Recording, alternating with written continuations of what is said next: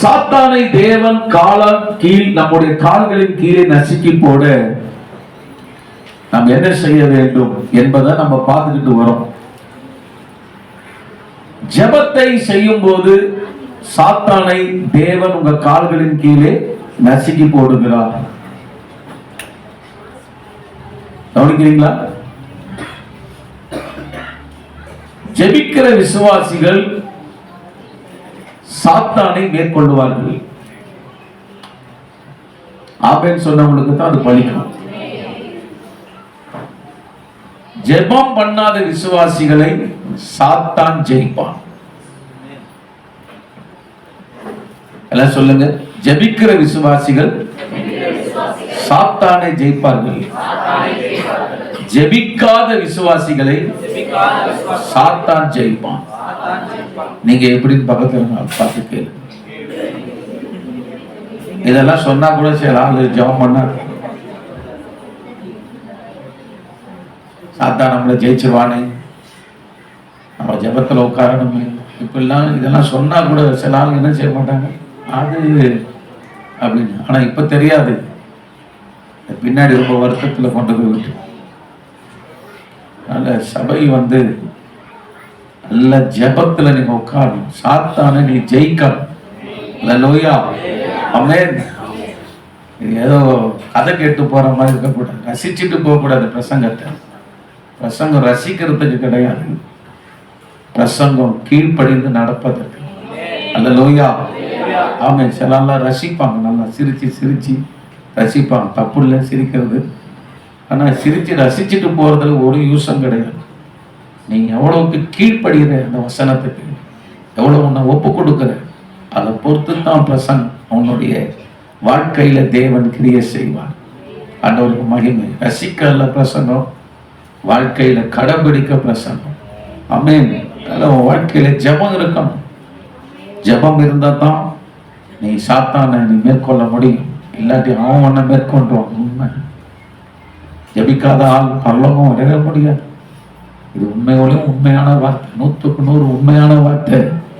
ஜெபம் பண்ணாலும் என்ன செய்ய முடியாது, பரலோகத்துக்கு என்ன செய்ய முடியாது, வர முடியாது. அதனால ரொம்ப கவனமா இருங்க. நம்ம வாழ்க்கையில தினமும் ஜெபிக்கிற கிருபை நமக்கு உண்டாகணும். ஆமென் சொல்லுங்க பார்க்கலாம். ரெண்டாவது, உனக்குள்ள விசுவாசம் வேணும். எல்லாம் ஆமென் சொல்லுங்க. விசுவாசம் உங்களுக்கு நல்லா இருக்கணும். மூணாவது, இந்த பிசாசை மேற்கொள்ளணும்னா நீ இயேசுவின் நாமத்தை பயன்படுத்தணும். ஆமென். கவனிங்க, என்னத்தை பயன்படுத்தணுமா? இயேசுவின் நாமத்தை நீங்க பயன்படுத்தணும். இந்த இயேசு நாமத்தை பயன்படுத்தினாதான், கொஞ்சம் வால்யூம் கொஞ்சம் கொடுங்க, நீங்க பிசாசை நீங்க மேற்கொள்ள முடியும். ஆண்டவர் உன் கால் கீழே அதை போட முடியும். இயேசுவின் நாமத்தில் என்ன அப்படி ஒரு விசேஷம் இருக்குதா நம்ம பார்த்துட்டு வரோம். இயேசுவோட நாமத்துல பரிசுத்தம் இருக்குது. அவருடைய பிறப்பு பரிசுத்தம். சபை பரிசுத்தமா வாழ நீங்க உங்க வாழ்க்கையை ஒப்பு கொடுக்கணும். விசுவாச யாரு ஜெயிப்பானா? பரிசுத்தமா வாழ்றவங்க. பரிசுத்தம் இல்லாம நீ பிசாசை மேற்கொள்ள முடியாது. உன் வாழ்க்கையில் அது ரொம்ப முக்கியம். பரிசுத்தம் இல்லாத இடத்துல பிசாசு இருப்பான், கட்டாயம் இருப்பான். அதனால ரொம்ப கவனமா நீங்க என்ன செய்யணும், உங்க வாழ்க்கையை நீங்க பரிசுத்தத்தில் இருக்கணும். உங்க வீடு பரிசுத்தமா இருக்கணும். நீங்களாம் ரட்சிக்கப்படாத போது எதோ எப்படியோ வாழ்ந்தணும். நான் ரட்சிக்கப்பட்ட பின்பு இந்த பரிசுத்தத்தை குறித்து ரொம்ப நீங்க கவனமா இருக்கணும். பரிசுத்தமா நீ வாழணும். அதனால இந்த பரிசுத்தம் இருந்தா தான் நீ பேயை ஜெயிக்க முடியும், பிசாசை மேற்கொள்ள முடியும். பரிசுத்தமான வாழ்க்கை வாழ்றவங்களை பார்த்தா தான் சாத்தான் பயப்படுவோம். அவருடைய வாழ்க்கை பரிசுத்தமாக இருந்தது, அதனால தான் பிசாசு பயந்தான். அவருடைய பரிசுத்தத்தை தான் நம்ம பார்க்கிறோம். மாம்சத்தின் இச்சையை இயேசு ஜெயித்தார். கை வைத்து கர்த்தரை துதிப்போம். இரண்டாவது, கண்களின் இச்சையை இயேசு என்ன செய்தார்? ஜெயித்தார். மூணாவது, வாழ்வின் பெருமை. இந்த இச்சையெல்லாம் கூட நம்ம இச்சையெல்லாம் ரொம்ப பெரிய பாவம் அப்படின்னு நினைக்கிறோம். ஆனா அது கூடவே இன்னொரு பாவம் ஒண்ணு இருக்குது. அதை பெருசாவே நம்ம நினைக்க மாட்டோம். என்ன அப்படின்னு பார்த்தா பெருமை. இந்த பெருமை ஒரு பயங்கரமான பாவம். இச்சையில விழுந்த தாவீதை கூட கர்த்தர் தூக்கிட்டார் அவன் ஒப்பு கொடுக்கும் போது. ஆனா பெருமையில விழுந்த சவுலை ஆண்டவர் ஒண்ணுமே தூக்கிவிட முடியல. ஏன்னா பெருமையில விழுந்து போன ஆள் மனம் திரும்ப ரொம்ப கஷ்டம். அதனால சபையில இருக்கிற நம்ம வாழ்க்கையில பெருமை வந்துடக்கூடாது. பெருமை வந்துச்சுனாலே, பெருமைக்கு நீ இடம் கொடுத்துட்டாலே வாழ்க்கையில பிசாசு ரொம்ப ஆபத்துக்குள்ள கொண்டு போயிடும். தாறுமாறான ரூட்ல போயிடும் பெருமை வந்துட்டான். அதனால இந்த பெருமையை குறிச்சு இன்னைக்கு நம்ம பார்க்க போறோம். 1 யோவான் 2ஆம் அதிகாரம் 15-16 வசனத்தை படிங்க. 1 யோவான் 2:15-16. உலகத்திலும் உலகத்தில் உள்ளவைகளிலும் அன்பு கூறாதிருங்கள். ஒருவன் உலகத்தில் அன்பு கூர்ந்தால் அவனிடத்தில் பிதாவின் அன்பு இல்லை. ஏனெனில் மாம்சத்தின் இச்சையும் கண்களின் இச்சையும் ஜீவனத்தின் பெருமையுமாகிய உலகத்தில் உள்ளவைகள் எல்லாம் பிதாவினால் உண்டானவைகள் அல்ல, அவைகள் உலகத்தில் உண்டானவைகள். பிதா அப்படி சொல்லும் போது ஒரு ஆர்த்தத்துவத்தை அங்க குறிக்குது. உலகத்தில் உண்டானவைகள் என்று சொல்லும் போது கொஞ்சம் மறைக்கப்பட்ட மாதிரி இருக்குது. உலகத்தில் உண்டானவைகள் என்று சொன்ன என்ன அர்த்தம்? பிசாசுடையது அர்த்தம். ஆமென். யாருடையது? பிசாசுடையது. மாம்சத்தின் இச்சை, அதுக்கு நீ இடம் கொடுத்தனா அது பிசாசுக்கு உள்ள வந்துடும்.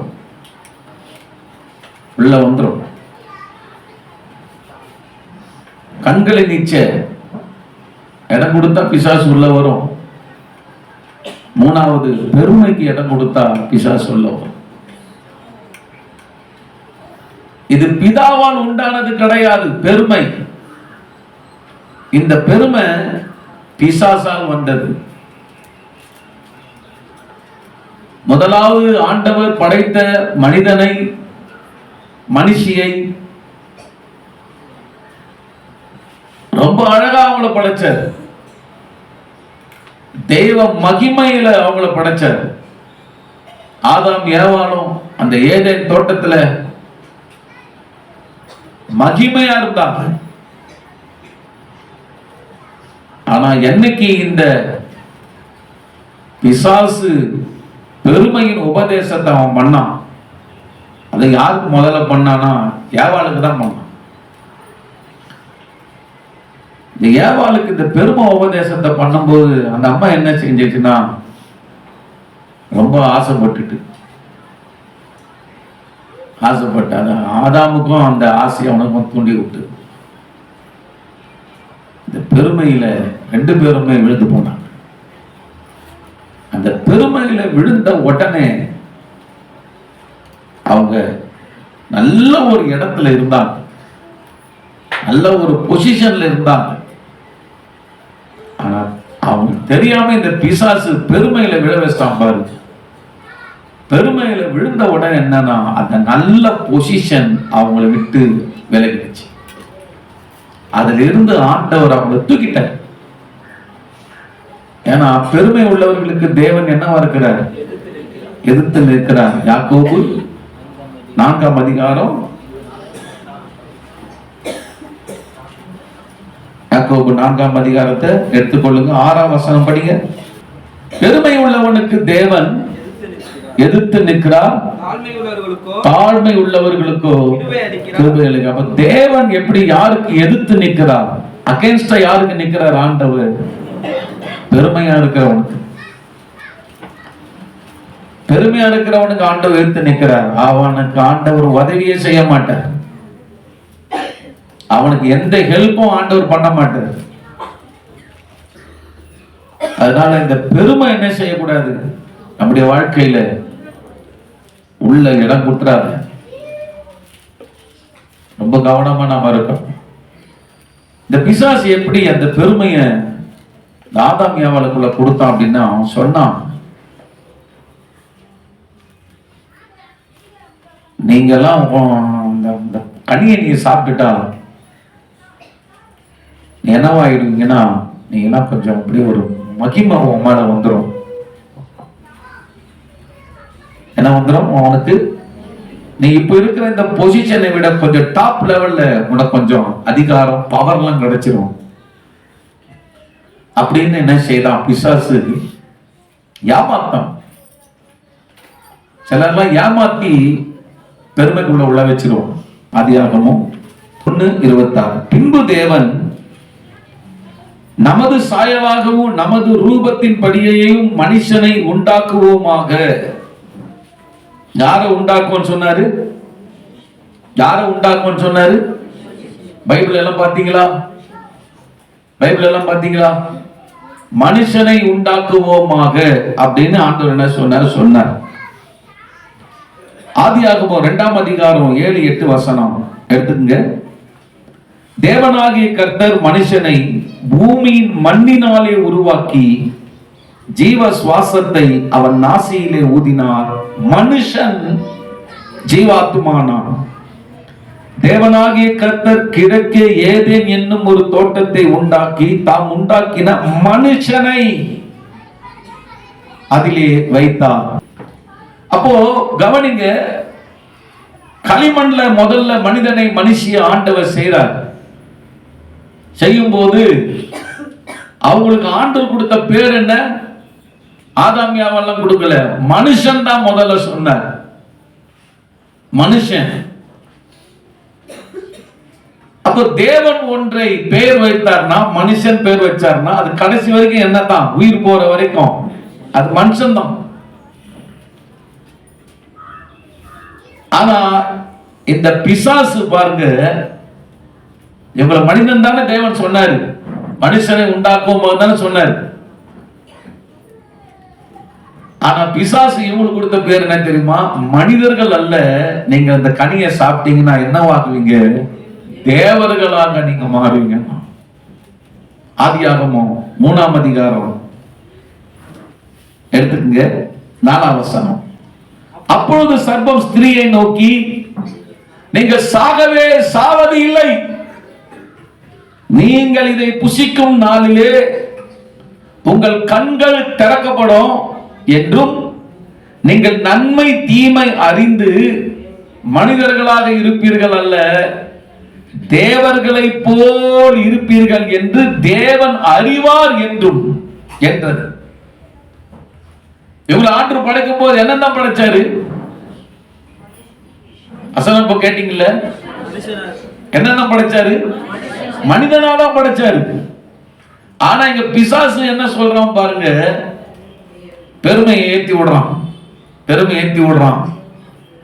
நீங்க இதை புசிக்கும் நாள்ல இப்ப மனுஷனா இருக்கிறீங்க, நீங்க சாப்பிட்டுட்டீங்கன்னா தெய்வத்தை போல நீங்க என்ன செஞ்சிருவீங்க? மாறிடுவீங்க. யார மாதிரி மாறுவீங்க? தேவர்களை போல நீங்க என்ன செஞ்சிருவீங்க? மாறிடுவீங்க. அப்போ ஆதாமுக்கு ஏவாளுக்கும் கொஞ்சம் கூட அவங்க சிந்திக்காம ஒரு ஆசை அவங்களுக்குள்ள வந்துடுச்சு. என்ன வந்துடுச்சுன்னா, நம்ம என்ன செஞ்சிருவோம்? தேவர்களை போல என்ன செஞ்சிருவோம்? மாறிடுவோம். அப்ப இந்த மனுஷனுடைய தன்மையில் இருந்து இப்போ காட்லி தேவனுடைய தன்மைக்கு நேரம் என்ன செஞ்சிருவோம்? நாம போயிடுவோம் அப்படின்னு ஒரு ஆசை வந்துச்சு. அந்த தேவத்தோடைய அந்த தன்மையை பெறுவோன்னு சொன்ன என்ன அர்த்தம்? நம்ம கொஞ்சம் பவர் கூட போகுது, நமக்கு கொஞ்சம் அதிகாரம் கூட போகுது. இப்படி எல்லாம் என்ன பண்ற அந்த பிசாசு? எண்ணத்தை தூண்டி விட்டுட்டான். நல்லா கவனிங்க, தூண்டி விட்டுட்டு அந்த பெருமை அவங்க உள்ளத்தை அப்படியே நிரப்பிட்டான் பிசாசு. இடம் கொடுத்தாங்க. இல்ல, சாத்தானை பத்தி இவங்க நேர்மையா சொல்லி இருக்கலாம், ஏ சாத்தானே, நாங்க தேவர்களெல்லாம் மாறுவோன்னு கர்த்தர் சொல்லவே இல்லை. அவர் சொன்னதெல்லாம் ஒன்னே ஒண்ணுதான், சாத்தானே, இந்த கனியை புசிக்கும் நாளிலே நீங்கள் சாகவே சாவீர்கள் தான் சொன்னாரே தவிர தேவர்கள் என்று ஆண்டவர் என்ன பண்ணல, எங்களுக்கு சொல்லவே இல்லை. நீ எங்களை பெருமைக்குள்ள கொண்டு போறியா அப்படின்னு தான் ஆதாம எவனை கேட்டிருக்கணும். ஆனா அவங்களுக்கும் ஒரு ஆசை வந்துருச்சு, நம்ம என்னது தேவர்களை போல மாறிடுவோம். ஒரு ஆசை, அவங்களுக்கு ஒரு ஆசை. எப்பவுமே ஒரு பதவி பொசிஷன் கொஞ்சம் மேல நமக்கு கிடைக்குதுன்னா என்னதான் ஒரு ஆசை தானே. அந்த ஆசை வந்து தப்பு இல்லை, நான் சொல்ல தப்பு கிடையாது. ஆனா அந்த பதவி பொசிஷன் எப்படி கிடைக்கணும்னா நேர்மையில வரணும், கர்த்தரால் கொடுக்கப்படணும். நாமளா ஏதாச்சும் ஒரு ஆசைப்பட்டுக்கிட்டு, நாமளா ஏதாச்சும் ஒண்ணு சிந்திச்சுக்கிட்டு, நாமளா ஏதாவது ஒண்ணு திங்க் பண்ணிக்கிட்டு, அதுக்கு ஒரு குறுக்கு வழியை ஒண்ணு தேர்ந்தெடுத்து, அதுக்கு ஏதாச்சும் ஒரு செட்டிங்ஸ் போட்டுக்கிட்டு இப்படியெல்லாம் போகிறது தான் அது சாத்தானுடைய ரூட் என்பதை நாம தெரிஞ்சுக்கணும். சொல்றது உங்களுக்கு புரியுதா? குறுக்கு வழியில போய் ஒரு பெரிய ஆளாகணும் என்பது 100% சாத்தானுடைய சிந்தை. கர்த்தர் நம்மளை பெரிய ஆளாக்க மாட்டாரா? ஆக்குவார். ஆனா அவர் நம்மளை பெரிய ஆளாக்குறதுனா நேர் வழி, கரெக்டா. அதுல குறுக்கு வழி, அதுல ஒரு மாதிரி டெக்னிக்கலு அதெல்லாம் இருக்காது. நேர் வழியா நடந்தா அவர் ஏற்ற காலம் வரும்போது அவர் நம்மை உயர்த்துகிற நல்ல தேவன். அல்லேலூயா. இததான் பிசாசு பெருமையை உள்ள கொண்டு வந்துட்டான். நீங்க தேவர்களை போல என்ன செஞ்சிருவீங்க, இருப்பீர்கள் அப்படின்ற அந்த பெருமையை கொடுத்துட்டான். கவனிங்க, இந்த தேவர்கள் என்கிற வார்த்தை ஆங்கிலத்துல எப்படி போட்டிருக்குதுன்னா, ஆங்கிலத்தை போட முடியுமா இத? நல்ல கவனிங்க, இந்த தேவர்கள் என்ற வார்த்தை கடவுள் என்ற அந்த பதத்துக்கு அது வருது இங்கிலீஷ்ல. தமிழ்ல தேவர்கள் அப்படின்னு போட்டிருக்குது. ஆங்கிலத்தில் எப்படி திரும்ப போட்டிருக்குது? காட்ஸ் அப்படின்னு போட்டிருக்கு. எப்படி போட்டிருக்குது? காட்ஸ் அப்படின்னு போட்டிருக்கு. தேவர்களை போல இருக்கின்ற வார்த்தை என்னன்னா காட்ஸ் அப்படின்னு போட்டிருக்கு. ரெண்டாவது லார்டுன்னு போட்டிருக்கு. லார்ட் அப்படின்னா என்ன அர்த்தம்? கர்த்தர்னு அர்த்தம். அப்போ நீங்க மனிதர்கள், பிசாசு பாருங்க, நீ மனுஷன் மனுஷி, இந்த கனியை நீ சாப்பிட்டுட்டா என்னதான், நீ தேவரை போல என்ன செஞ்சிருவ, மாறிடுவ, நீ கர்த்தரா மாறிடுவ. எவ்வளவு பெரிய பாவத்தை பண்ணிருக்க பாத்தீங்களா? ஆதாமியாவால நம்ம நினைச்சுக்கிறோம் ஆதாமியாவால் பாவத்தை கனியை சாப்பிட்டு விழுந்தாங்க. அவங்களுக்கு நிதானமே இல்லை. காரணம் என்ன? பெருமையில விழுந்து போனாங்க. தன்னை படைத்த தெய்வத்துக்கு அவங்க எவ்வளவு உத்தமமா இருக்கணும், உண்மையா இருக்கணும். நாங்க எப்படிங்க நாங்க கர்த்தரா மாற முடியும்? நாங்க எப்படி சாத்தானை தேவனா மாற முடியும்? நீ இந்த பணியை சாப்பிட்டுட்டா நாங்க அப்படி மாற முடியுமா? எங்களை மனுஷனா தானே தெய்வம் உண்டாக்குனாரு அப்படின்னு தான் என்ன பண்ணிருக்கோம், சாத்தான் எடுக்க சொல்லி இருக்கணும். ஆனா கர்த்தர் சொன்னதை விட சாத்தான் சொன்னதுதான் அவங்களுக்கு என்னது, உண்மையா காணப்படும். இன்னைக்கு கூட நீங்க நல்லா பாருங்களேன், சில வீட்டுல புருஷர்கள்லாம் நீங்க பாருங்க, மனைவி நல்லதை சொல்லி கொடுப்பா, நல்லதை சொல்லுவா. இப்படி நடக்கணும்பா, இதுதான்ப்பா கர்த்தருக்கு பிரியம், இதுதான் ஆண்டவருக்கு சித்தமானது அப்படின்னு சொல்லி கொடுப்பா. ஆனா சில கணவன்மார்கள் என்ன செய்யறது இல்லை, அதை விட மோசமானது உணவர்த்தம் சொல்லி கொடுத்துன்னு இருப்பான். அதுதான் உண்மை, உனக்கு புரியாது முட்டாள்னு சொல்லிட்டு மனைவிய உட்கார வச்சு நீ லூஸ் மாதிரி பேசுற அப்படின்னு சொல்லுவான். சில ஆட்கள் பார்த்துருக்கீங்களா? சில கணவர்கள், புருஷர்களே, அப்படியெல்லாம் நீ இருக்கக்கூடாது. உன் மனைவி கரெக்டா ஆண்டவருக்கு சித்தமானது எதையாச்சும் சொல்லி கொடுத்தா அதுதான் உண்மையானது. அதுல வந்து உனக்கு பெருமனம் வராது, ரொம்ப டாப் லெவல் ஆசையெல்லாம் உனக்கு அவ காட்ட மாட்டான். அவன் நியாயமானதை சொல்லி கொடுப்பான் உனக்கு. ஆனா சாத்தானுடைய ஆட்கள் என்ன செய்வாங்கன்னா, உன்னை குறுக்கு வழியெல்லாம் கூட்டு போய் வித்தியாசமா வேற இடத்தெல்லாம் அப்படி காமிச்சு ஒரு மாதிரி பண்ணி விடறதுக்கு பார்ப்பான். உனக்கு இவன் சொல்றதை விட அவன் சொல்றதுதான் உனக்கு ரொம்ப நல்லா இருக்கும். ஆனா பின்னாடி தான் தெரியும், அவன் சாத்தானு பின்னாடி தான் உனக்கு தெரியும். சில மனைவிமார்களுக்கும் புருஷர்கள் சொல்ற சில நல்ல ஆலோசனைகள் எல்லாம் கேட்கணும். ஆமென். ஆண்டவருக்கு ஸ்தோத்திரம். உங்களை அப்படியே டாப் லெவலில் கூப்பிட்டு போற மாதிரி சில ஆள்லாம் ஆலோசனை கொடுப்பாங்க. ஆனா உங்க வீட்டுக்காரர் உங்களுக்கு ஒரு நல்ல ஆலோசனை கொடுத்துருப்பார். அந்த ஆலோசனைக்கு நீங்க என்ன செய்யணும்? கீழ்ப்படியும். ரொம்ப பெருமையா உங்களுக்கு எங்கேயோ யாரோ சொந்தக்காரங்க சொன்ன ஆலோசனை கேட்டுக்கிட்டு வீட்டை என்ன செஞ்சிடக்கூடாது, ஒரு மாதிரி ஆக்கிடக்கூடாது. அங்க பாருங்க, நீங்கள் இதை புசிக்கும் நாளிலே உங்கள் கண்கள் திறக்கப்படும் என்று நீங்கள் நன்மை தீமை அறிந்து தேவர்களை போல் இருப்பீர்கள் என்றும் தேவன் அறிவார் என்றது ஆங்கிலத்தில் நாம் பார்க்கிறோம். But God doth know that in the day you eat thereof, then your eyes shall be opened and you shall be as gods. பாத்தீங்களா என்ன போட்டிருக்குது? Gods, தேவர்கள், gods, knowing good and evil அப்படின்னு போட்டிருக்கு. அந்த இடத்துல இல்லைங்க, gods அப்படின்னு போடும்போது ரொம்ப நல்லா புரிக்கணும். முக்கியமான ஒரு சத்தியம் அது. காட்னா என்னங்க சொல்லுங்க? காட்னா யாரு? கடவுள், தேவன். ஆனா இந்த இடத்துல எஸ் போட்டுக்கிறது பாருங்க. அப்போ கடவுள் தேவர்கள் என்று சொல்லப்படுகிறது நிறைய என்னது உலகத்துல, பூமியிலையும் வானத்திலையும் இருக்குது. ஒரு முக்கியமான ஒரு சத்தியம் புரிஞ்சுக்குங்க. காட் நாம சொல்ல, கர்த்தருக்கு கீழே தான் சொல்றான். காட்ஸ் அப்படின்றான். காட்ஸ் அப்படின்னா அந்த இடத்துல நல்லா கவனிங்க. சின்ன ஜி மேல என்ன போட்டிருக்குது? பெரிய ஜி.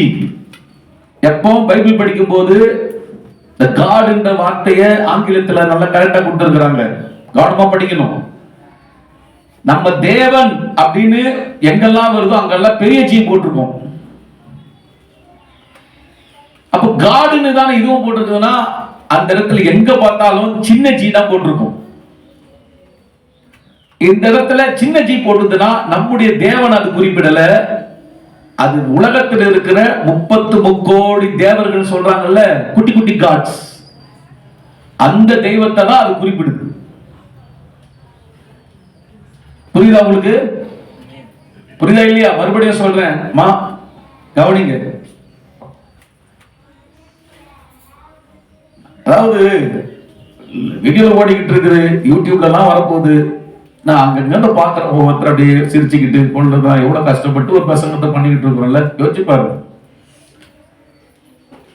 ரொம்ப கவனமா கவனிங்க. இதெல்லாம் வாழ்க்கை. நீங்க பாட்டு ஏதோ ஒண்ணு பேசி அங்க பாட்டு சிரிச்சுக்கிட்டு அப்படியே இருந்தீங்கன்னா எப்படி உங்களுக்கு பிரசங்கம் பண்ணி உங்களை எப்படி ஆண்டுக்குள்ள கொண்டு போக முடியும்? இங்க இருந்து நீங்க நல்லா தெரிவிங்க, என்ன தெரிவிங்க, பின்னாடி இருக்க வரைக்கும் தெரியும். நீங்க தெரியாதுன்னா பார்த்து நினைக்காதீங்க. பயபக்தியா ஜபத்தோடு தேவ சமூகத்துல பிரசங்கத்தை கேட்கணும். சும்மா விளையாடிட்டுல சிரிச்சுக்கிட்டுலாம் கேட்டு கூடாது. அதை விட வீட்டுல இருக்கலாம். ஆமென். சர்ச்சுக்கு வந்து நீங்க இப்படி விளையாடி இருக்கிறதுனா வீட்டுல என்ன செய்யலாம்? சந்தோஷமா நீங்க இருக்கு. அது ரொம்ப சாத்தானுக்கு மகிமையா இருக்கு. ரொம்ப கேர்ஃபுல்லா இருக்கணும் தேவ சமூகத்துல எல்லாம்.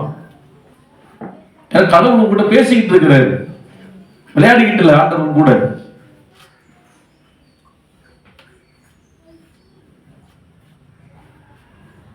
காட்ஸ் அப்படின்னு சொல்லும் போது தேவர்கள். அப்போ பிசாசு என்ன செய்யறான்? உன்னை தேவன் மனிதனாய் உண்டாக்குனார், ஆனால் நீ இந்த கனியை புசிக்கிறனால என்னதான் நீ தேவர்களாய் மாறி விடுவாய். அதாவது தெய்வத்துல ஒரு தெய்வமா நீ மாறிடுவே. அப்போ மனுஷ தன்மையில இருந்து இப்ப எந்த தன்மைக்குள்ள நீ போயிடலாம் அப்படின்னு அவங்கள அப்படியே உற்பத்தி விடுறான். கடவுள் என்ற தன்மைக்கு நீ என்ன பண்ணலாம்? போயிடலாம். படிங்க 1 கொரிந்தியர் 8ஆம் அதிகாரம் 4 7 வசனம் படிங்க. 1 கொரிந்தியர் 8:4-7. விக்கிரகங்களுக்கு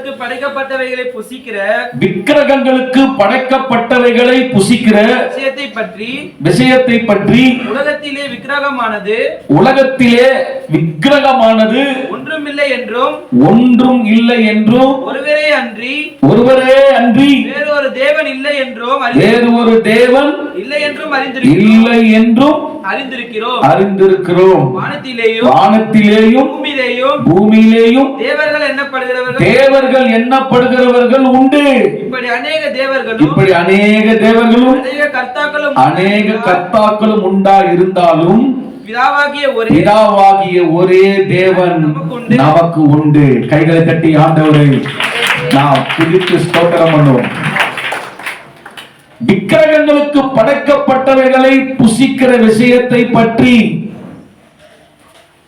கவனிங்க. இந்த தேவர்கள் என்று சொல்லும் போது விக்கிரகத்தை பற்றி பவுல் பேசுகிறார். இந்த பிசாசு சொல்றான் பத்தியா, தேவர்கள் போல நீங்க மாறுவீங்க. அப்ப இந்த தேவர்கள்லாம் யார், எங்க இருக்கிறாங்க? ஒரு விக்கிரகத்துக்கும் ஒரு பேர் இருக்குதா இல்லையா?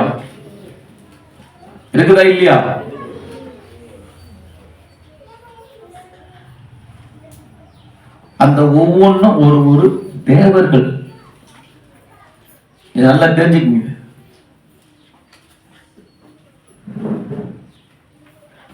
ஒவ்வொன்றும் ஒரு தேவர்கள். அந்த மாதிரிதான் நீ மாறிடுவானா? ஏவாளை பார்த்து,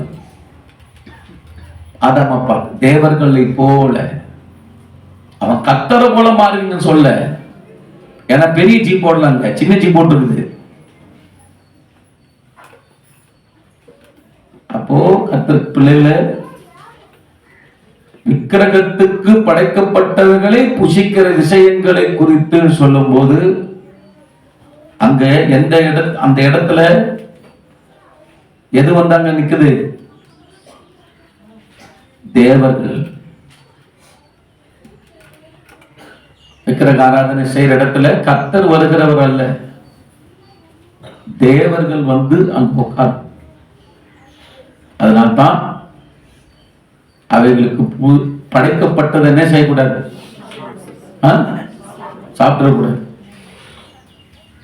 சாப்பிடக்கூடாது. இது ரொம்ப ஆழமான டீப்பான விஷயம் சொல்றேன்.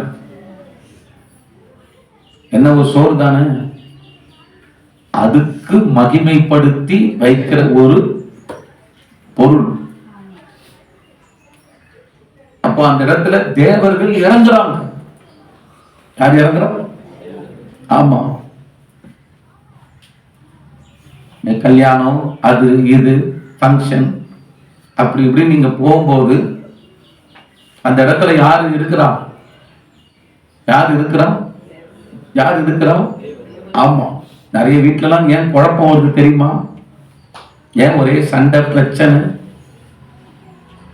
இது என்ன செய்யும்? இந்த அம்மா, இந்த ஐயா தைரியமா போய் அந்த கோயில்ல போய் என்னெல்லாம் பண்ணி என்ன செய்யுது? காரணம் அது இது, சொந்தக்காரங்க பந்தக்காரங்க அவங்களெல்லாம் மகிமைப்படுத்துறதுக்கு சில காரியம் செஞ்சுட்டு வருவாங்க. அதுக்கு என்ன சந்தோஷம்?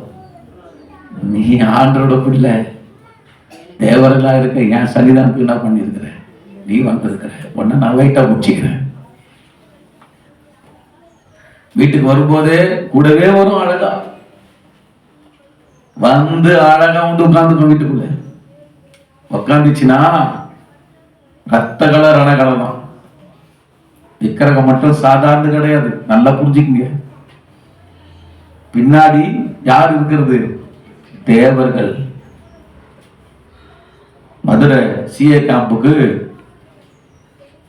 போயிருந்தோம். அப்போ மோகன் அவங்க வாலிப பிள்ளைகளை அபிஷேகம் பெற, ஞானசானம் பெற, முழு நேர ஊழியத்துக்கு ஒப்பு கொடுக்க கூப்பிடுறாரு. அந்த ஒரு வாலிபன் நல்லா இருக்கிறான்.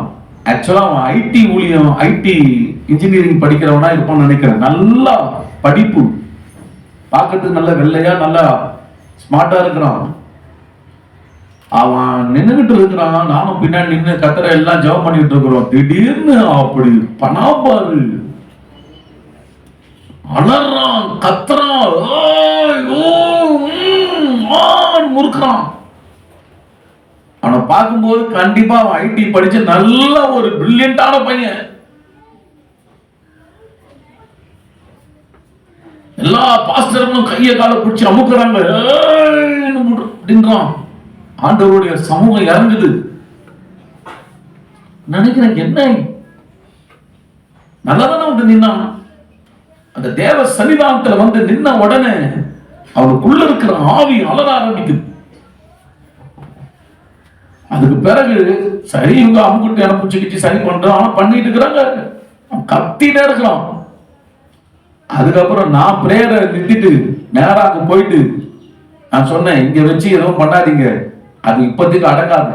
ஏன்னா ஆக்ரோஷம் போட்டு ஆகும். கத்தர் பிள்ளைங்கன்னா சிலருக்கு பால்கோவா ரொம்ப பிடிக்கும், பார்த்துருக்கீங்களா? சிலருக்கு ரொம்ப ஜிலேபி பிடிக்கும். இப்ப சிரிங்க, வேணான்னு சொல்ல. இப்ப அப்படியே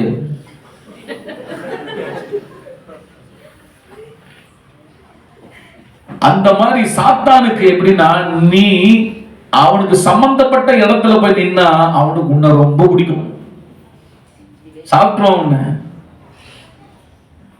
அப்ப இந்த பையனை வெளியே கூட்டு போயிட்டு தூக்கு தூக்கு தூக்குன்னு சொல்லி அந்த பக்கம் கூட்டு போயிட்ட பின்னாடி அங்கேயமான விடுற மாதிரி இல்லாம ஊன்றான், திடீர்னு அழுவுறான், நான் ஞானசானம் எடுக்கணும்ன்றான். அதுக்கப்புறம் ஊன்றான். அப்புறம் நான் பாஸ்டர் கிட்ட தெளிவா சொன்னேன், சில பாஸ்டர் கிட்ட, பாஸ்டர் இது இப்போதைக்கு போவாது, நான் வேஸ்ட் கட்டின கொண்டிருக்கலாம், இது கொஞ்சம் காலம் பிடிக்கும், அதனால இவனை இப்படி விட்டுருங்க. இப்ப நீங்க ஏசுநாமம் சொல்ல சொல்ல அது ரொம்ப அலறிட்டு தான் இருக்கும், கூட்டத்துக்கு டிஸ்டர்பன்ஸா இருக்கும். சரி, நம்ம விட்டாச்சு. அப்படியே அமைதி ஆயிட்டான். எனக்கு தெரியும் அந்த பிசாசு எப்படி எப்படி அதெல்லாம் நேரம் கொடுத்து தொட்டணும், இல்லைன்னா கூட்டத்தை ரணகலம் ஆக்கிடும். அப்போ அப்படியே விட்டாச்சு, போயிட்டான். அதுக்கப்புறம் இங்க வாலிபர் மீட்டிங்ல இஸ்ரேல் வந்து ஒரு சாட்சி சொன்னான். ஒரு வாலிப பையன் பிசாசுல பயங்கரமான அட்டகாசம் பண்ணா. அவன் என்ன பண்ணிருக்கிறான்னா, அது பக்கத்துல அந்த நாகத்தீர்த்த விளக்குன்னு ஒரு கோயில் இருக்குது, அந்த கோயில் பக்கத்துல ஒரு நாக குகை ஒண்ணு இருக்குது. கோயில் குகை மாதிரி இருக்கும், அந்த தண்ணி வந்து இருக்கும். அதெல்லாம் நல்ல கவனிங்க, ஜெபம் இல்ல, பைபிள் ரீடிங் இல்ல, அபிஷேகம் இல்ல, இப்படிப்பட்ட சூழ்நிலை இருந்துச்சுன்னா நீங்க வந்து இந்த மாதிரி இடத்துக்கெல்லாம் போனீங்கன்னா ரொம்ப ஆபத்தாயிடும்.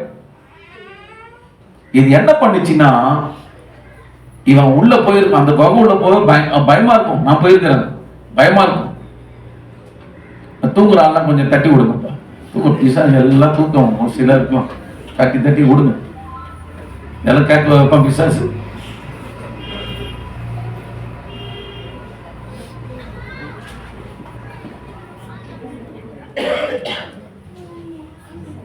போய் அவன் பார்த்து இருக்கிறான், அங்க போய் பார்த்து இருக்கிறான். எப்படியோ இந்த பிசாசு என்ன செஞ்சுட்டு உள்ள போயிட்டு, ஆகு உள்ள வருது தெரியாது, அவ்வளவு சுலபத்தில் கவனிச்சிங்க, போயிட்டு. அப்ப இவர் அண்ணாத்துக்கு என்ன இல்ல, போனவருக்கு நல்ல படிப்பு இருந்தது, ஐடி மாதிரி தாங்கிறாரு, நல்ல பெரிய பணக்கார குடும்பத்தை பொந்தா மாதிரி தாங்கிறான். ஆனா இவருக்குள்ள என்ன கிடையாது, அபிஷேகம் கிடையாது, ஜெபம் கிடையாது, பைபிள் ரீடிங் கிடையாது, இதயத்துல வசனம் கிடையாது, பரிசுத்தம் இல்ல. அழகா டச் பண்ணிட்டு உள்ள பூண்டான். ஃப்ரெண்டு கூட பேசிதான் இருப்பான், ஃப்ரெண்டு கூட நல்லா சந்தோஷமா தான் இருந்திருப்பான், நல்லா கூட்டத்துக்கு வந்துதான் இருப்பான், காலையில எழுந்து குளிச்சுதான் இருப்பான். ஆனா எங்க தெரியுமா வெளிப்பட்டது அந்த ஆவி? கர்த்தர் சமூகம்னு வரும்போது, அந்த பிரசன்ஸ் ஆஃப் காட்ல அவன் நின்ன போதுதான் அது வெளிப்பட்டுச்சு. அவன் வந்து நிற்கும் போதெல்லாம் சாதாரணமா தான் நான் முன்னேற முடியத்துக்கு ஒப்பு கொடுக்க வந்தானாக ஞானஸ்தானம் எடுக்கணும், அதுதான் அதுக்கு ஒப்பு கொடுத்துருப்பான், வந்துருப்பான். ஆனா அறிவில்லாம அந்த பிசாசின் பிரசன்னத்துல போய் நிற்கும் போது அதை அட்டாக் பண்ணிடும். இன்னைக்கு விசுவாசிங்கெல்லாம் ரொம்ப கவனமா இருக்கு.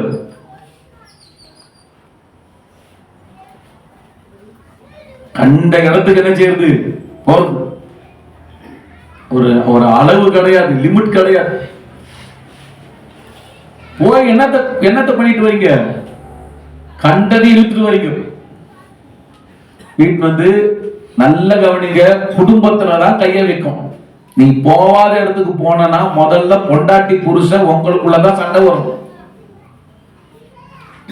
விக்கிரக சம்பந்தப்பட்ட காரியத்துக்கெல்லாம் சில இடத்துல எல்லாம் முக்கியத்துவம் கொடுத்தெல்லாம் பண்ணீங்கன்னா இப்படிப்பட்ட பிரச்சனையை கண்டுபிடிக்கும். ஏன்னா ஆதாம் ஏவாள் கிட்டதான் என்ன செய்யறான்? முதல்ல வந்தா பாரு.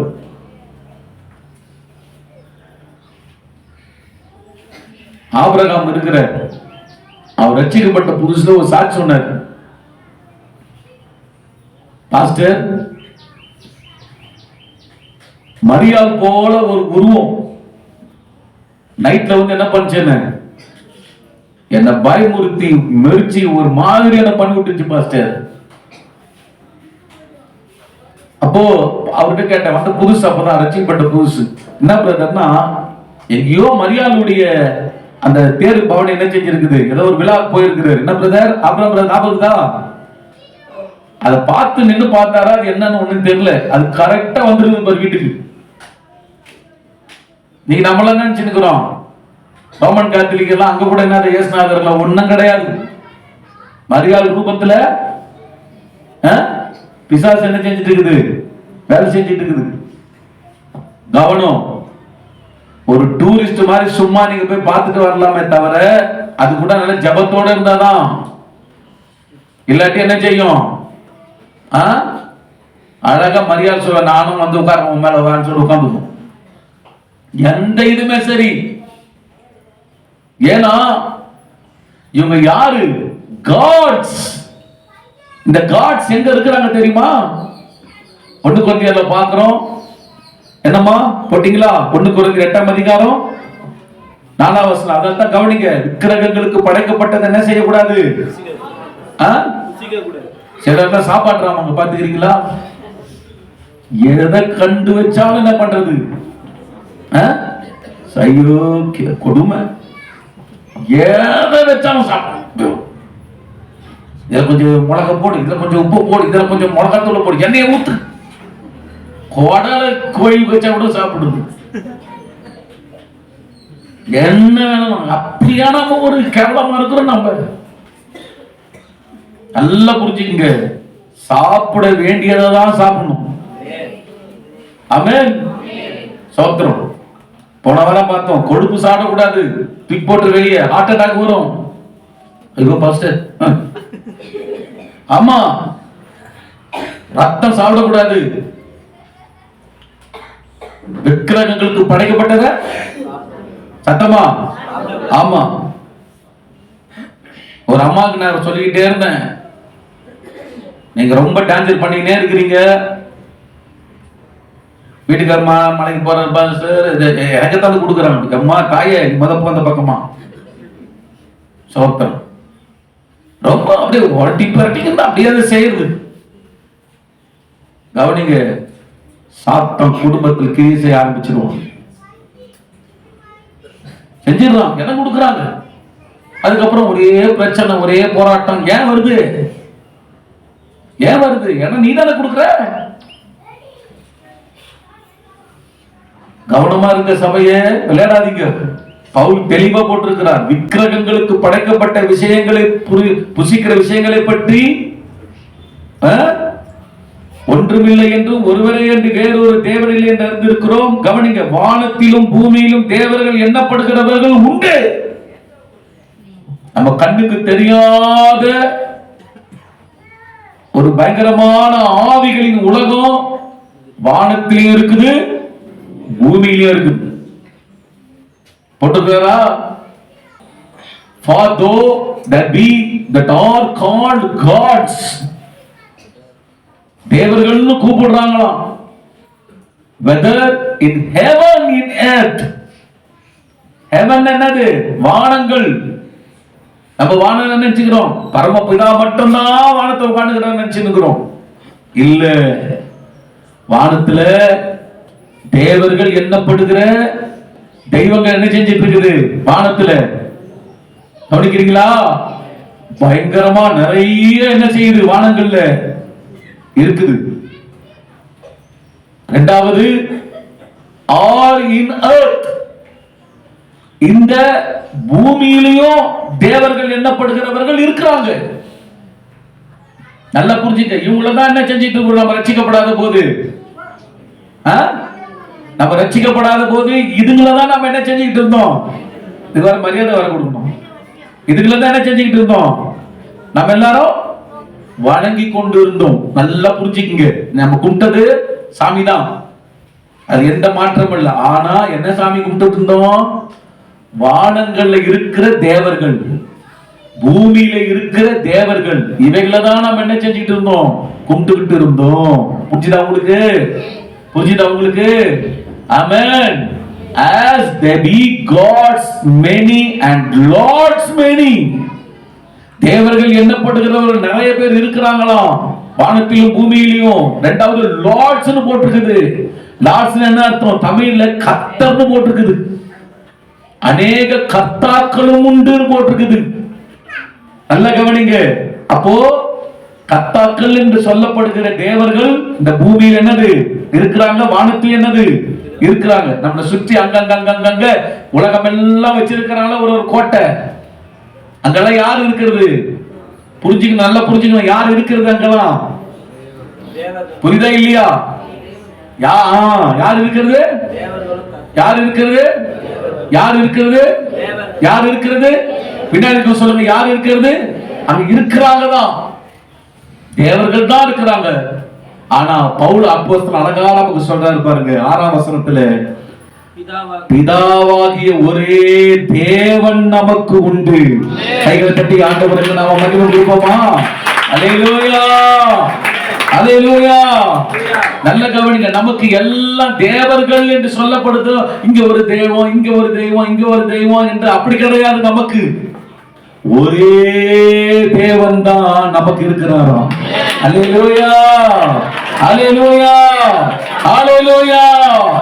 அந்த தேவனை பத்தி அழகா சொல்றாரு பாருங்க பவுல், 6ஆம் வசனம். அவராலே, நம்ம ஆராதிக்கிற அந்த ஒரே தேவனாலே என்ன உண்டாயிருக்குது? சகலமும் உண்டாயிருக்கிறது. கைகளை தட்டி நல்ல ஆண்டவருக்கு நன்றி சொல்லுங்க. சகலமும் என்ன அர்த்தம்? சகலம் என்ன அர்த்தம்? வானம் உண்டாக்கப்பட்டு இருக்கிறது, பூமி உண்டாக்கப்பட்டு இருக்கிறது, சமுத்திரங்கள் உண்டாக்கப்பட்டு இருக்கிறது, ஆகாய மண்டலங்கள் உண்டாக்கப்பட்டு இருக்கிறது. இதெல்லாம் தேவர்கள் உண்டாக்கல. புரிஞ்சுக்குங்க. இதெல்லாம் என்ன செய்யல? யார் உண்டாக்கல? தேவர்கள் உண்டாக்கல. தேவர்கள் என்பவன் கட்டாயம் இருக்கிறாங்க. ஆனா பவுல் சொல்றாரு, நமக்கோ தேவர்கள் அல்ல, கிறிஸ்திய ஏற்றுக்கொண்ட ஜனம் நமக்கு சொல்றாரு, பிதாவாகிய ஒரே தெய்வம் நமக்கு இருக்கிறார், அந்த தெய்வத்தால் சகலமும் உண்டாயிருக்கிறது. அப்ப தேவர்கள் என்ன செய்யல? சகலத்தையும் உண்டாக்கல. தேவர்கள் என்ன செய்யல?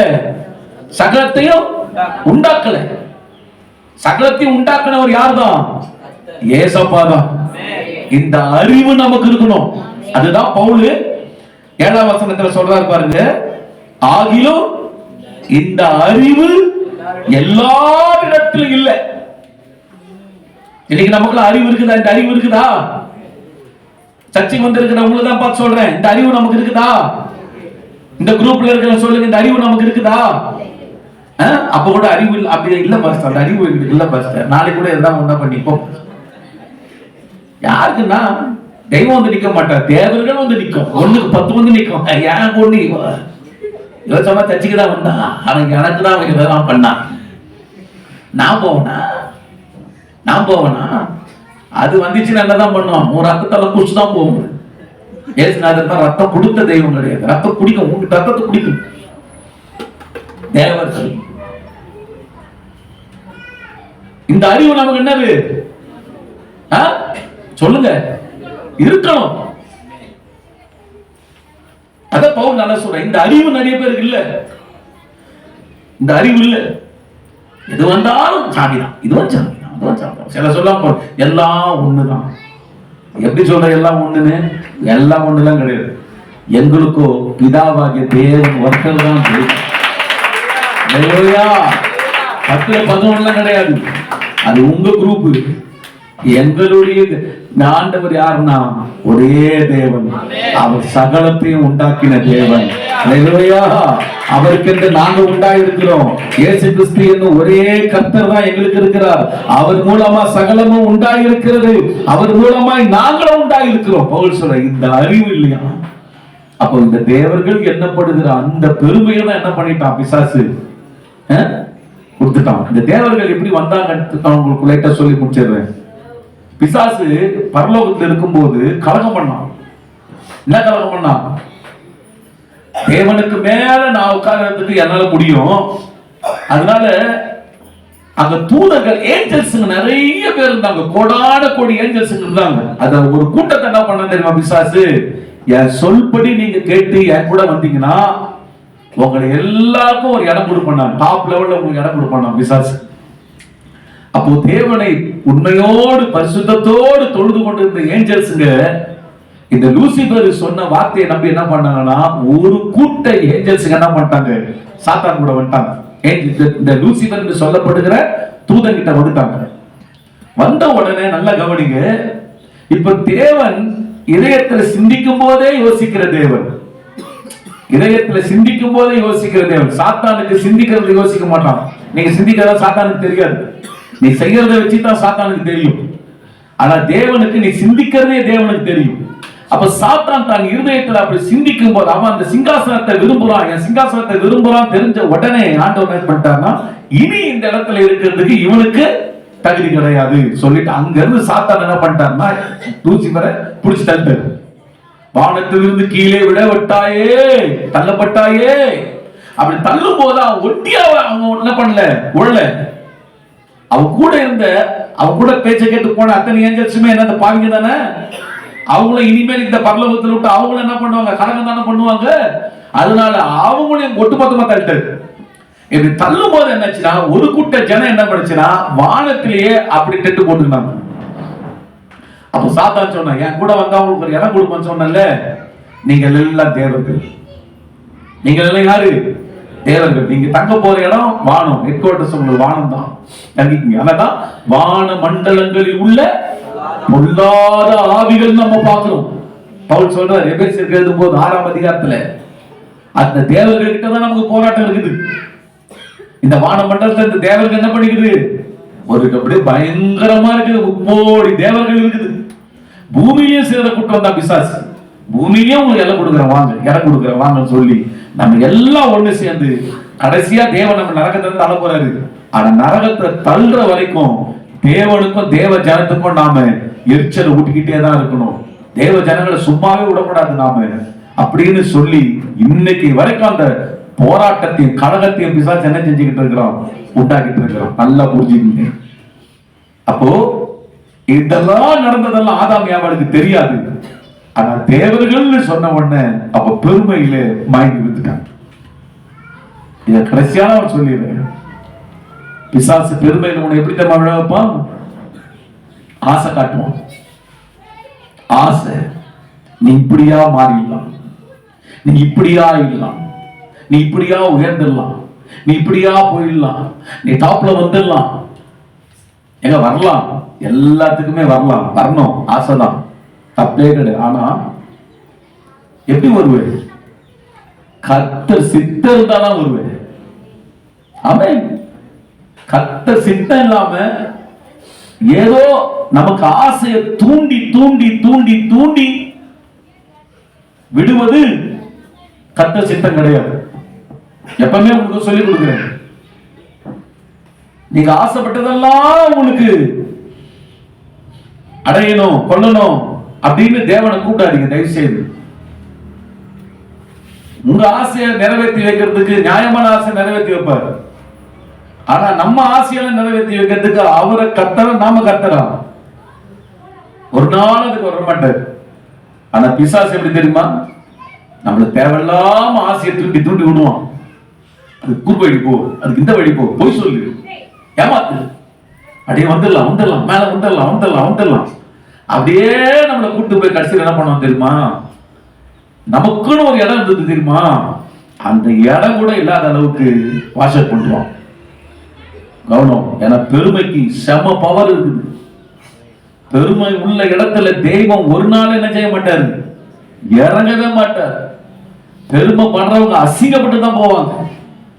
ஆண்டவருக்கு மகிமை உண்டாகட்டும். அதான் இயேசு எந்த இடத்துல நீங்க பாருங்க பெருமைக்கு எதிர்த்து தான் பேசுவார். ஒரு கல்யாண வீட்டுக்கு நீ போனா கூட பந்தியில போய் என்ன செய்யாத, முதன்மையான இடத்துல போய் உட்காராதன்னு. ஆமென். ஒரு கல்யாண வீட்டுக்கு நீ போனா நீ என்ன பண்ணா, போய் ஒரு தாழ்ந்த இடத்துல போய் நீ உட்காரு. அப்போ அந்த கல்யாண வீட்டுல இருக்கிறவங்க, எப்பா வாப்பா நீ ஏன் போய் உட்காந்துக்கிற, போய் மேல வந்து உட்காருப்பா அப்படின்னு சொல்லும் போது உனக்கு ஒரு சந்தோஷம், உனக்கு பேர் உண்டாகும். ஆனா அதை விட்டுட்டு நீ ஏன் போய் ஒரு முந்தியில போய் உட்காந்துக்கிட்டனா, உன்னை விட கனவுள்ள ஒருத்தன் வருவான். அவன் வரும்போது அவன் நீ கொஞ்சம் எழுந்துரு, அவன் அங்க உட்காரணும் அப்படி சொன்னா நீ தாழ்ந்த இடத்துக்கு, அசிங்கத்தோட தாழ்ந்த இடத்துக்கு போக வேண்டியது வரும். அதனால தன்னைத்தானே உயர்த்துகிறவன் எவனும் தாழ்த்தப்படுவான், தன்னைத்தானே தாழ்த்துகிறவன் எவனும் உயர்த்தப்படுவான். அல்லேலூயா, அல்லேலூயா. இயேசு நிறைய இடத்துல நமக்கு தாழ்மையை பத்தி தான் கற்றுக் கொடுத்திருக்கிறார். புரியுதுங்களா? அதனால எல்லா சூழ்நிலையிலுமே தாழ்மையா இருக்க கத்துக்குங்க. ஆண்டவருக்கு மகிமை. பொண்டாட்டிக்கு உதவி செய்யலாமா செய்யக்கூடாதா? வெளியே இருக்க சொல்லுவான், பொண்டாட்டிக்கு நான் செய்யறப்பா,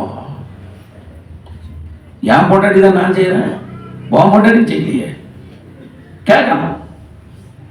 அப்போ ஒரு மனைவிக்கு செய்யறது கூட என்னதான் தாழ்மை. உலகம் என்ன சொல்லி கொடுக்குது? உலகம் என்ன சொல்லி கொடுக்குது? சொல்லுங்க என்ன சொல்லி கொடுக்குது? அவன் பொண்டாட்டிக்கு செஞ்சுக்கிட்டு இருக்கிறான், பின்ன யாரு உனக்கு செஞ்சு கொடுத்துட்டு இருப்பேன். ஆமா, புரியுதா? தாழ்மை. ஒரு மனைவிக்கு முடியலன்னா 4-5 விஷயத்துல எல்லாம் ரொம்ப வீக்கு தான், கத்துக்கிட்டு வர கொஞ்சமா. சரியா? ஆண்டவருக்கு ஸ்தோத்திரம். ஏன்னா இருக்கிறது. ஆனா கத்தர் பிள்ளைங்க உங்க மனைவிக்கெல்லாம் ஒரு அவசர ஆபத்து நல்லா செய்யுங்க. அவளுக்கு உடம்பு முடியல, உடம்பு நல்லா தான் துணி துவைச்சு போடும். உடம்பு முடியலன்னா துவைச்சு போட தப்பு ஒன்றும் கிடையாது, தப்பு கிடையாது. பிள்ளைங்களுக்கு உடம்பு முடியலன்னா கூட மனைவிக்கு உடம்பு தான் துணி தப்பு கிடையாது. அவன் சொல்லுங்க. ஆனா என்ன சொல்றது, வெளியே அது சொல்ல அன்னைக்கு சொல்லிட்டு. ஆமென். ஆண்டவருக்கு ஸ்தோத்திரம். அல்லேலூயா. தாழ்மை, இதெல்லாம் தான் கர்த்தர் ஆசீர்வதிப்பார். கை வைத்து கர்த்தரை துதிப்போம். இப்படிப்பட்ட புருஷர்களுக்கெல்லாம் கை வைத்து கர்த்தரை துதிப்போம். ஆசீர்வாதமா இருப்பாங்க. ஆமென். ஆண்டவருக்கு மகிமை உண்டாகும். ஒரு மனைவி ஹாஸ்பிட்டல் கூட்டு போகணும்வா, கூட்டு போக கூடாதா? அவ ஆக்கி போடுறத மட்டும் நல்லா சாப்பிடணும், மூக்கு முட்டை. ஆனா ஒரு ஹாஸ்பிட்டல் கூட்டு போனோம்னா என்னதான், யாருன்னா இருப்பாங்க, கூட்டு போ, யாருன்னா போ. ஒரு அவசர சூழ்நிலை உன்னால போக முடியாதுன்னா போகலாம். நீ நல்லா தான் இருக்கிற, புருஷன் தானே செய்யணும், கூட்டு போகணும். அதுல ஒரு கூச்சப்படக்கூடாது. அது தாழ்மை ரொம்ப முக்கியம். அப்பா அம்மாக்கு ஹெல்ப் பண்ணலாமா பண்ணக்கூடாதா? சொல்லுங்க. ஆமா, நல்லா டிஃபன் பாக்ஸா கட்டி வச்சா எடுத்துட்டு மாட்டானே செய்யும், பிள்ளைங்க போகும். ஆனா ஒரு தாய் தகப்பன் ஒரு நாள் உடம்பு சரியில்லை, ஒரு துணி துவைச்சு போடு, ஒரு அது புடவை துவைச்சு போடுன்னு சொல்லி பாரு. ஏன் நல்லா அதுக்காக வச்சுக்கிறீங்க? எங்க தெரியுமா உங்களுக்கு அந்த பெருமை? புரியுதா? என்ன பெருமை இல்ல? வர ஜெனரேஷன்லாம் கவனம். அம்மாவுக்கு உடம்பு சரியில்லைன்னா தாழ்மையா தெரிஞ்சுக்கிட்டு அதெல்லாம் என்ன பண்ணணும், செஞ்சு கொடுக்கணும். அம்மா எல்லாம் நீ வந்துட்டியா? அல்லேலூயா. பாஸ்டர் யார் ஞாபகம் வருது எனக்கு? ஸ்டான்லி ஞாபகம் வருது சொல்லும் போது. உண்மையாவே அல்லேலூயா. தெளிவா இருக்கு. அதாவது பெருமையில ஊன்றக்கூடாது, பெருமை பிசாசுலயும் பிசாசு. அதனால ரொம்ப கவனமா இருக்கு, தாழ்மையா இருக்கு. ஆண்டோட பிள்ளைங்க ஒருத்தர் வந்தோம்னா நல்ல தாழ்மையா ஸ்தோத்திரம் பிரதர், ஸ்தோத்திரம் சிஸ்டர் சொல்லணும். அந்த ஸ்தோத்திரத்தை முகம் கூட பார்த்து சொல்ற அளவுக்கு உனக்கு முடியலன்னா என்ன ஆயிட்டு இருக்குது? பெருமை வந்துட்டு இருக்குது. கொஞ்சம் பணம் கொஞ்சம் கிடைக்கட்டும், ஐயோ ஐயோ ஐயோ ஐயோ, கையிலே என்ன செய்ய முடியாது.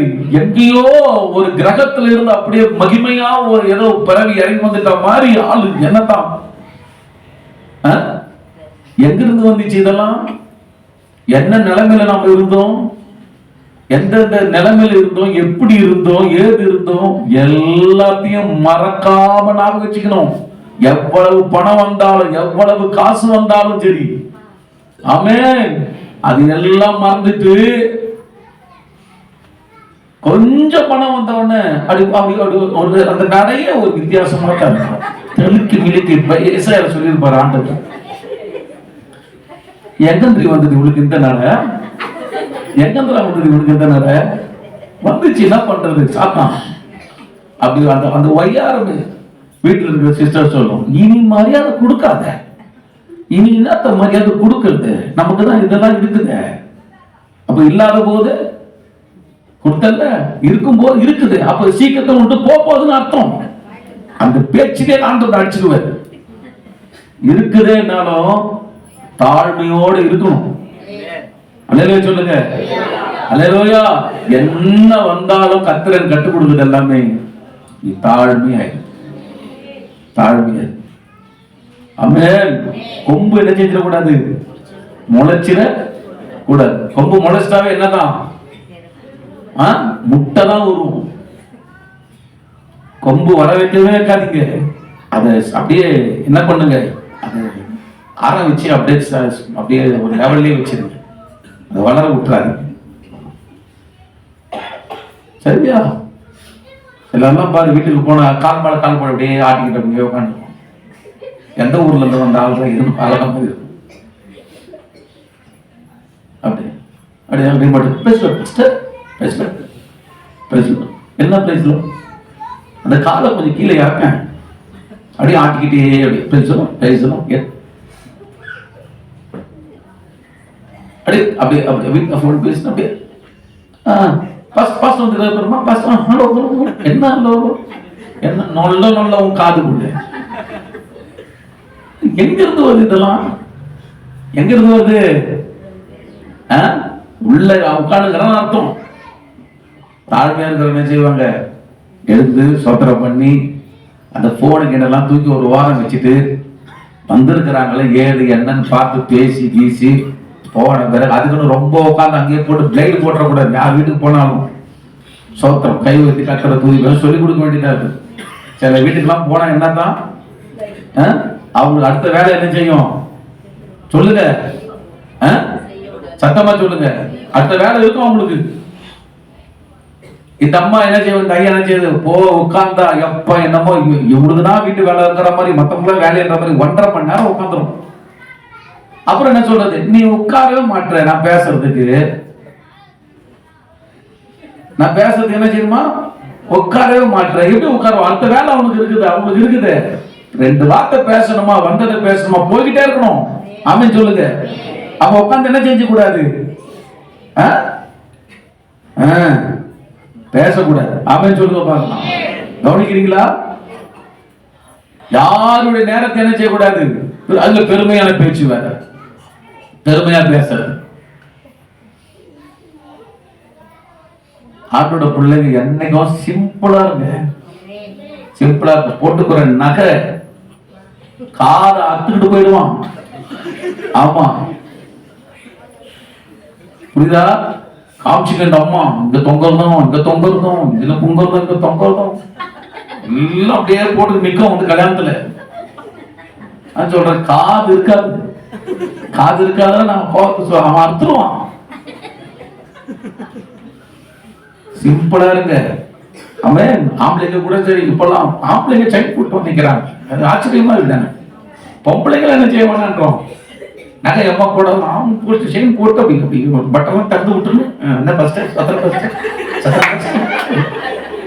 என்னடா நான் பொம்பளைங்க நகை போடக்கூடாது, இவன் என்னடா மார்பும் பார்த்து விட்டுருக்கான் நிற்கிறான். பிரைஸ் லைட் வர போட்டுன்னு அப்படின்னு நான் அவன் நினைக்கிறான், பாசனம்ல பெருமை நினைச்சுப்பாரு. நான் உனக்கு நம்மள ஒரு கெட்டப் நினைச்சுப்பாரு, கெட்டப்புள்ள பெருமையில நீ இருக்கிற. அவன் ஆம்பளைங்கெல்லாம் மோஸ்ட்லி நகைன்றது உன் உடம்புல வேண்டாம். கை ஊற்றி கத்தரை துதி. சிம்பிளா இருக்கு. ஒரு வாட்சை கட்டு, ஒரு டிம்மா அழகா நல்லா ட்ரெஸ் பண்ணு, நல்ல டை கட்டு, நல்ல ஷூவை போட்டு நல்லா அழகா பாத்துக்கிறீங்களா? அப்படியே இன்னெல்லாம் பிரைஸ்லெட், இங்கெல்லாம் பிரைஸ்லெட், இங்கெல்லாம் அப்படின்னு வருவாங்க. எப்பா யார எந்த ஊர்ல தான் வந்துருக்காங்க சாமி, மலைநாட்டு தங்க பார்க்க ஒரு மாதிரி இருக்கும்ல. ஆமென். இவங்க எல்லாரும் அடக்கி வைக்க கத்துக்கணும். வெளியே காட்டாது. அந்த பெருமையை நம்மள அழிச்சிடும் தெரியுமா? அந்த பெருமையை நம்மள அழிச்சிடும்.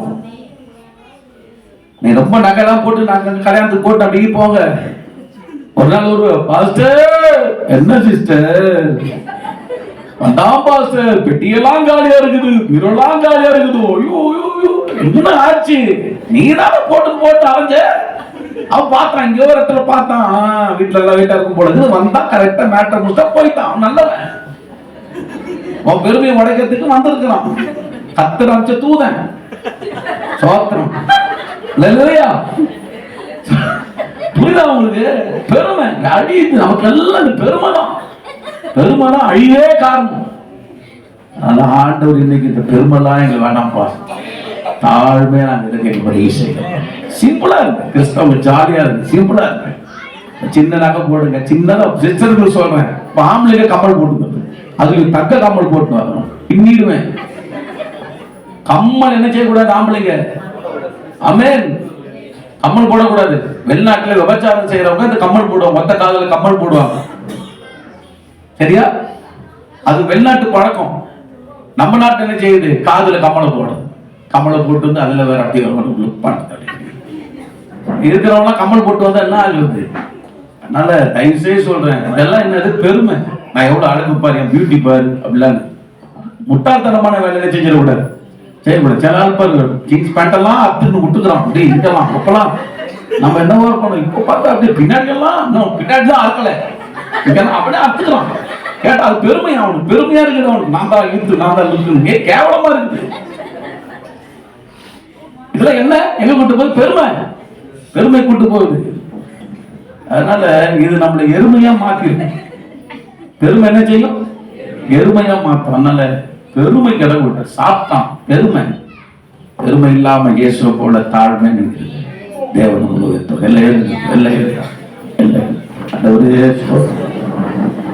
பரிசுத்த பிதாவே, இந்த நேரத்தில் உங்கள் முகத்தை நோக்கி பார்க்கிறோம். இயேசுவே, பிசாசு பெருமையை காமிச்சு எங்க ஆசீர்வாதத்தை கெடுக்கலாம், இருக்கிற பொசிஷனை கெடுத்துறோம். அதனால தேவர்கள்லாம் அவங்களை அன்னைக்கு சொன்ன போது மயங்கிட்டாங்க, பெருமையில விழுந்துட்டாங்க. ஆனா உங்களுக்கு எவ்வளவோ பெருமையை பிசாசு காமிச்சாங்க. தூதர்கள் எல்லாம் உன்னை அப்படி கையில புடிச்சு தூக்கிட்டு போவாங்க. தலை கீழே குதிச்சு டைவடினா இயேசுவே அவன் சொன்னதை ஒண்ணு கூட நீங்க செய்யல. மாறா அப்படியே தலைகீழாக அந்த ஒரு தாழ்மையை காமிச்சிங்க. அவன் ஒண்ணுமே உங்களை செய்ய முடியாது. அதனால அவனை நீங்க ஜெயிச்சிட்டீங்க. எல்லாம் கை வைத்து சபையில இருக்கிற நம்ம எல்லாம் அவனை ஜெயிக்கணும்னா தாழ்மை சபைக்கு வேணும். வாலிபனே, தாழ்மையாயிரு. உன் ட்ரெஸ்ஸ குறிச்சு தாழ்மையாயிரு. மகளே, தாழ்மையாயிரு. உன் ட்ரெஸ் எல்லாம் தாழ்மையா இருக்கட்டும். ஆடம்பரமும் அலங்காரமும் பார்க்க கவர்ச்சியாவும் கேவலமான போடாத. அது பெருமையை காட்டுது. என்னவோ உடைய நீ போட்டு காட்டுற. தேவ சமூகத்துல சரி செய்துக்கோ. அதெல்லாம் விழுந்து போவோம், ஆபத்துக்கள் வரும். எல்லா கைகளை வைத்து ஜெபம் பண்ணுங்க. கைகளை வைத்து ஜெபம் பண்ணுங்க. ஆம்பளைங்க ட்ரெஸ் போடு, பெண்கள் ட்ரெஸ் போடுங்க. ஒழுக்கமா இருங்க. பெருமையில போயிட்டீங்கன்னா அது ஆபத்தை உங்க வாழ்க்கையில அது கொண்டு வரும். உன் உடைய குறிச்சு ரொம்ப கவனமா இரு. நகையை குறிச்சு கவனமா இரு. உன் மேக்கப்பை குறிச்சு கவனமா இரு. பெருமையில போயிடாத. உன் அழக பெருமையா காட்டாத. அதுதான் உனக்கு யமனா வந்து அமைஞ்சிரும். கைகளை உயர்த்தி, எல்லா கைகளை உயர்த்தி ஒப்பு கொடுங்க. தாழ்மையா இருக்க கிருபை தாங்கப்பா. தாழ்மையா இருக்க கிருபை தாங்கப்பா. எந்த ஒரு விஷயமும் எங்க வாழ்க்கையில பெருமையை காமிச்சிடக்கூடாது ஐயா. தேவர்களை போல மாறுவீர்கள் என்று சொன்ன வாக்கியம் மறந்துடாதீங்க. ஆண்டவரே, மனுஷனா நாங்க இருக்க, கர்த்தருடைய பிள்ளையா நாங்க இருக்க, தாழ்மையை இயேசுவை போல கர்த்தர் பிள்ளைகள் தரித்து கொண்டிருக்க, அந்த கிருபை இந்த நாட்கள் எங்க சபை எல்லாருக்கும் கிடைக்க கர்த்தர் அனுக்கிரகம் செய்கிறதற்காய் கைகள் தட்டி நல்ல கர்த்தருக்கு கொடுக்கிற பிள்ளைங்க எல்லா கைகள் தட்டி கர்த்தர் நல்ல கொடுக்குங்க. அந்த கிருபையை உனக்கு தருகிறார். இந்த குறுக்குவழி உனக்கு வேண்டாம். நேர் வழியில போ, கர்த்தர் உன்னை ஆசீர்வதிப்பார். உனக்குள்ள பெருமையை காமிச்சு சீக்கிரத்துல உன்னை ஏதோ ஒண்ணு பண்ணுன்ற மாதிரி பிசாசு மைண்ட்ல எண்ணம் கொடுத்தானா அதுக்கு கீழ்ப்படியாத. உன்னை வாரி விட அவன் பார்க்கறான். ரொம்ப கவனமாயிரு மகளே, கவனமாயிரு மகனே. தேவ சமூகம் ஒண்ணு நடத்தட்டும். தேவனே, பிள்ளைகளை பிளஸ் பண்ணுங்க. ஞானமான இந்த வார்த்தைகளை கேட்டு சிந்தித்து தங்கள் வாழ்க்கை உமக்குள் சரி செய்து கொண்டு உங்களுடைய வருகைக்கு ஆயத்தமா இருக்க உதவி செய்யும். இயேசுவின் நாமத்தில் பிதாவே, ஆமென். ஆமென். ஆத்துமாவே கர்த்தரை ஸ்தோத்திரி, என் முழு உள்ளமே பரிசுத்த நாமத்தை ஸ்தோத்திரி. என் ஆத்துமாவே கர்த்தரை ஸ்தோத்திரி. கர்த்தர் செய்த சகல உபகாரங்களை மறவாதே. ஆமென். நம்முடைய கர்த்தராக இயேசுவின் கிருபை, பிதாவாகிய தேவனுடைய அன்பு, ஆவியானவர் ஐக்கியம், இயேசு வருகிறவரை நம் அனைவரோடு கூட என்றென்றைக்கு இருப்பதாக எல்லாரும் சேர்ந்து சொல்லுவோம். ஆமென். ஆமென். God bless you sisters. God bless you brothers. கர்த்தர் உங்களை ஆசீர்வதிப்பார். ஒரு வாழ்த்துக்கள். ஆண்டவர் உங்களோடு இருப்பாராக. ஆமென்.